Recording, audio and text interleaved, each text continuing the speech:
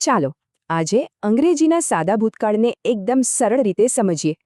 ગઈકાલે શું કર્યું એ અંગ્રેજીમાં કહેવું છે? બસ એ જ તો શીખવાનું છે આજે. સાદો ભૂતકાળ એટલે એવી ક્રિયા જે ભૂતકાળમાં જ પૂરી થઈ ગઈ. બસ વાત ખતમ.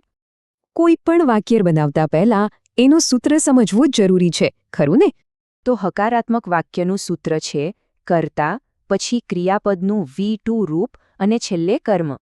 જેમ કે આ વાક્યમાં આઈ પ્લેડ ક્રિકેટ.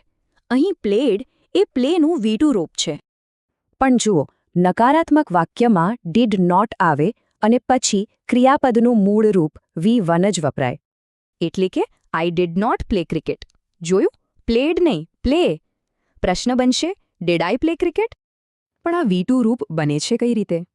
એના માટે ક્રિયાપદના બે પ્રકાર સમજવા પડશે. એક છે રેગ્યુલર વર્બ્સ, જેમાં ખાલી ઈડી લાગે. બીજા છે ઇરરેગ્યુલર વર્બ્સ, જેના રૂપ ગોખવા જ પડે. ચાલો આ નિયમોને થોડા વધારે ઉદાહરણોથી પાક્કા કરી લઈએ. અહીં ધ્યાન આપો, રોટ અને વેન્ટ અનિયમિત છે, જ્યારે ફિનિશ્ડમાં ઈડી લાગ્યું છે. બસ એ જ રીતે વન એ વિનનું અનિયમિત રૂપ છે અને કુક્ડ નિયમિત છે.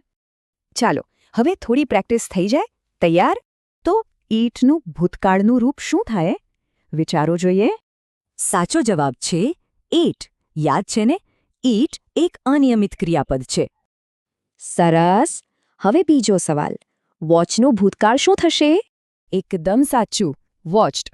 કારણ કે વોચ નિયમિત ક્રિયાપદ છે, એટલે ખાલી ઈડી લાગશે. અને છેલ્લે એક સૌથી અગત્યની ટીપ જે ભૂલવાથી બચાવશે.